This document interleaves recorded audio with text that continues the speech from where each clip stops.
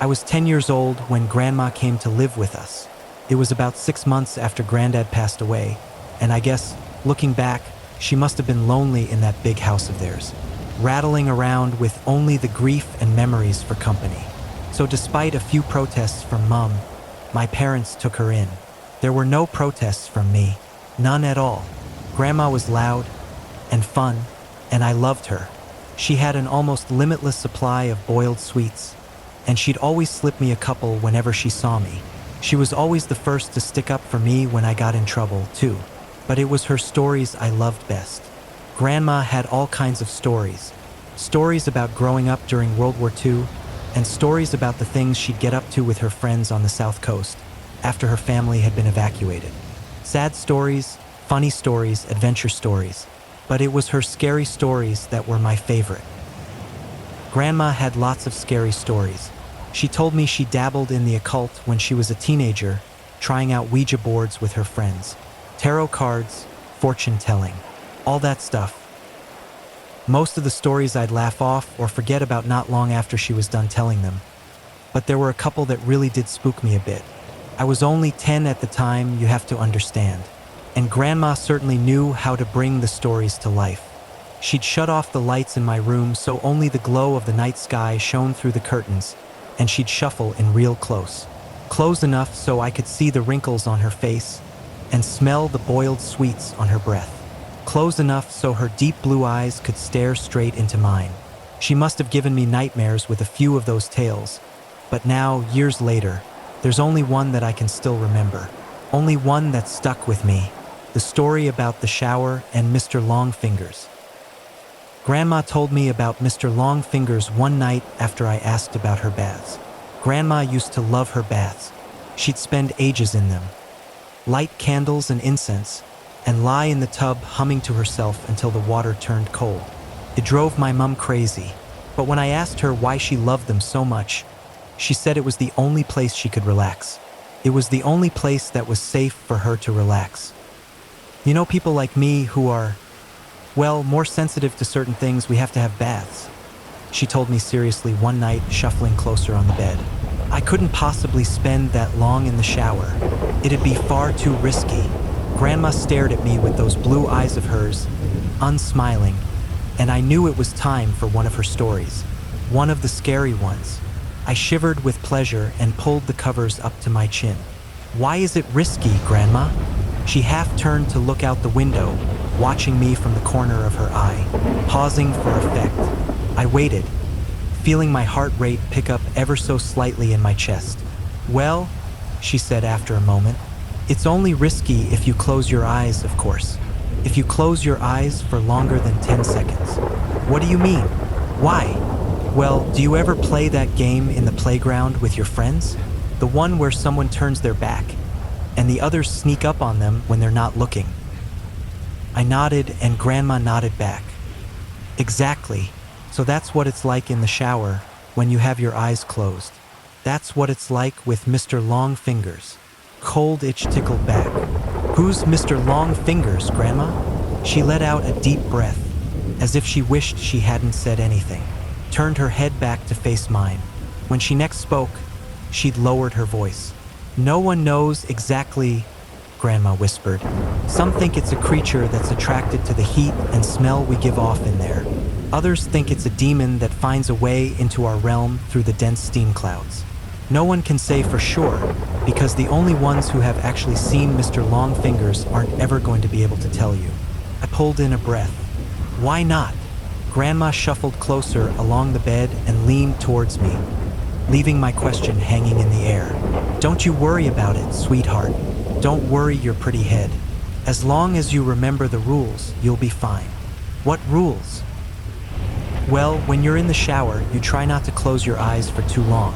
5 seconds is fine, and 10 is just about okay too. But any longer than that. Yeah? Then what? Well, any longer than that, and you may just start to feel something in the room with you. Something watching.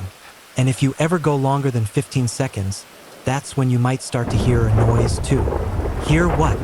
The soft tap tap tap of fingers on glass. Fingers drumming against the glass door of the shower. If you do ever hear that noise, God forbid. Will you make me a promise? What, Grandma? Promise me you'll never open your eyes. Asterisk, I barely slept that night. Hardly at all. I'd close my eyes and try to relax, but every time I did, I'd imagine a face pressed against my bedroom window, staring in at me. And when I did finally get to sleep, I had nightmares. Bad ones. I had them all week, in fact. Dreams about disembodied eyes watching me in the dark, and long fingers reaching out to touch my exposed skin. It wasn't any better when I was awake, either. Not really. The shower was the worst. That's when Grandma's story really got to me. I'd never thought about it before, but suddenly I had trouble shutting my eyes in there. I'd be standing beneath the beating water, shampoo running down my face, and as soon as I squinted my eyelids closed, I'd hear Grandma's words running through my head. 5 seconds is fine, and 10 is just about okay too. But any longer than that, I'd rub my hair fast, feeling the shampoo dripping off my chin, and as soon as I'd counted past 5 seconds, I'd feel it. A sort of pressure. Not a feeling of being watched exactly, but something close to that. I'd run my fingers faster and faster through my hair, frantically trying to get the suds out, and the ready blackness behind my closed eyes coupled with the rush of water in my ears would feel like a held breath, like the silence before a scream. The seconds would race through my mind, and I'd be so desperate to open my eyes again that I'd sometimes do it before my hair was rinsed fully clean, and my eyes would sting with shampoo. But before I shut them again, I'd always be sure to peer out through the steamed glass door of the shower cubicle, just to make sure I was still alone. Asterisk, it wasn't long before Mum realized something was up.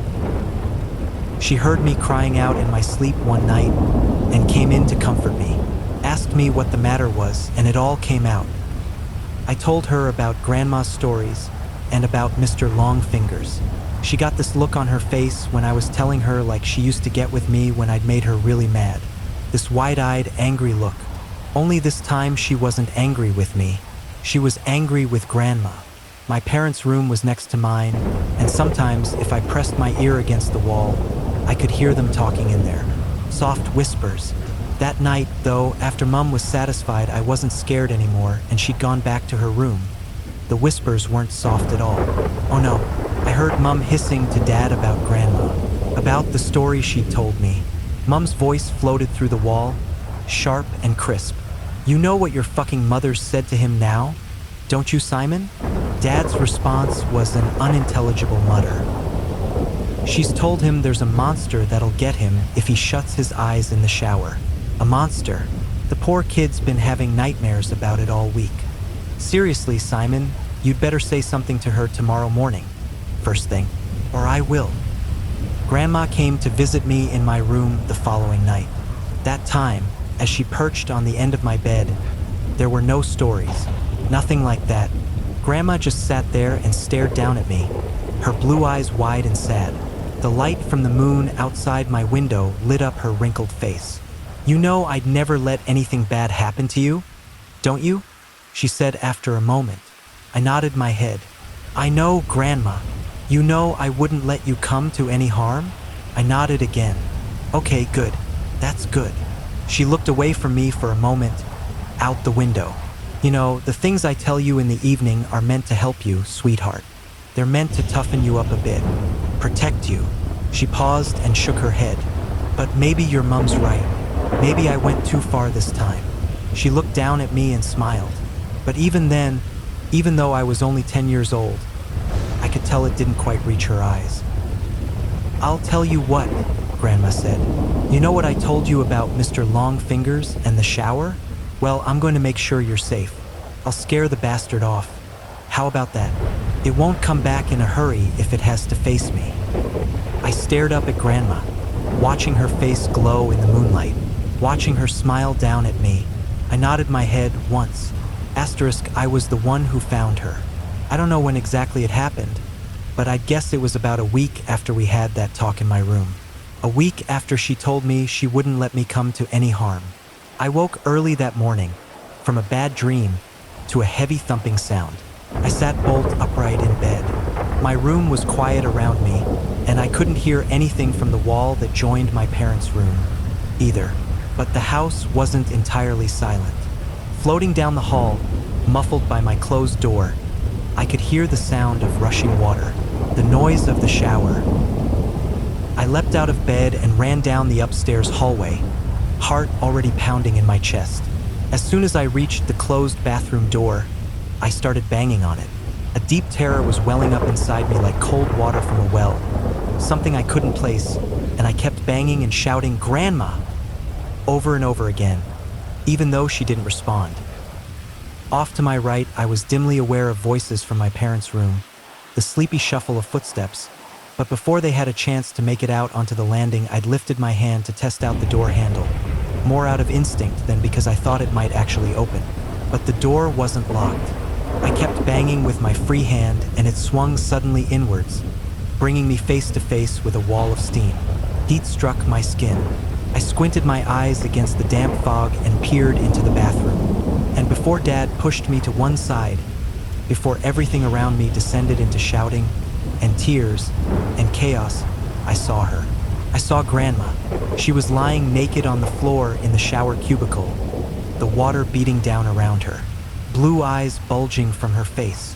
One hand was curled against her chest, like a dead bird, while the other trailed against the glass of the shower cubicle, the flailing finger marks she'd carved through the steam still clear and fresh.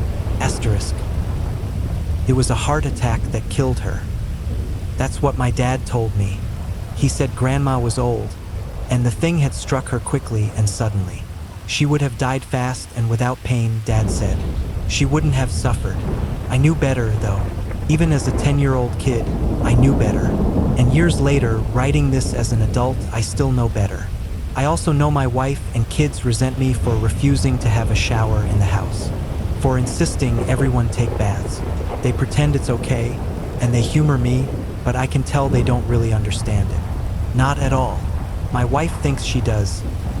She thinks I still carry the trauma of seeing my grandmother dying in front of me when I was little. I guess she's right, in a way, but she doesn't know the full truth. Nobody does. And no one would believe me even if I told them. No one would believe me if I said the reason I don't take showers, the reason I haven't had one since I was 10 years old, isn't because I'm scarred from the sight of a dead body. It's because all those years ago, when I crept back into the still hot bathroom after the paramedics had taken Grandma's body downstairs, I made sure to check the marks her fingers had carved through the steamed glass of the shower cubicle. And those marks weren't just on the inside.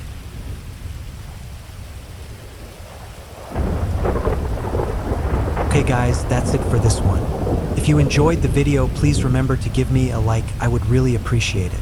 And don't forget to subscribe so you never miss another video covering stories like this. Thanks for watching, and as always, have a good one.